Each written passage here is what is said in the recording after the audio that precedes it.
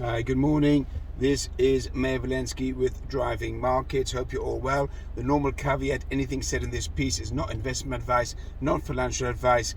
Anything said is an opinion only. Any gains are your gains. It's your trading account. You trade whatever you want. I have no impact on that at all. The gains are yours. The losses are yours. Let's move on. Okay, so yesterday, the biggest mover yet, the biggest impact on financial markets yesterday was oil. Now, I've been saying oil for a while is going to go above $100, and it's struggling, really struggling. 92, 93, 94. It's not quite getting there, but it is bubbling along, and it's going to break the $100 barrel very, very quickly and go up to 110, 120 in September, in October, round about that time. Why? Because there's a massive shortage of oil. There's a big demand. Even if there's a downturn in China, even if there's a downturn in global economies, oil will impact on the futures market slightly, but the overall demand is up there and the supply is just not matching the demand. So oil looks like it's going to go much higher. That sent the stock market slightly up yesterday because the oil company shares went up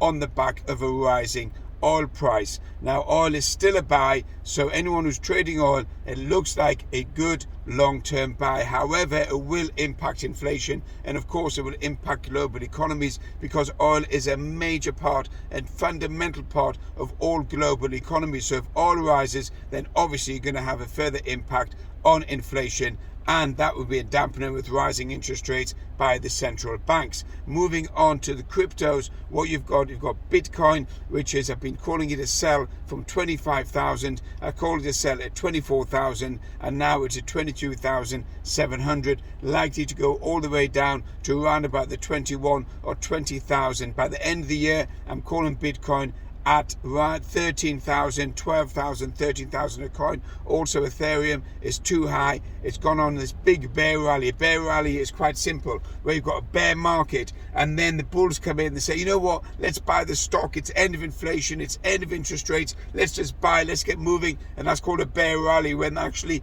the market is still in a bear trend, a downward trend. But within that trend, there are spikes. That's what we've had since June, where the low happened in the indices, the global indices. There was a low, and from there it's bounced up, but we're still in a bear market. So I would look at selling the Dow, selling the Nasdaq, selling the S&P. They look too high, they've overbought, and they're ripe for profit taking. Also, come September, what you're likely to have is you're likely to have more caution, probably a lower retail sales number and lower consumer confidence, and that overall will impact on financial markets. The yield on the 10-year Treasury, which is the benchmark of the mortgage yield in the States and corporate lending, is up. It went up. It's up at 2.92%. If it goes above 3%, then you can see there's going to be a fall in financial markets, because the cost of borrowing is going to go up even higher. But if you look at overall Europe, UK, the North America, Canada, Australia,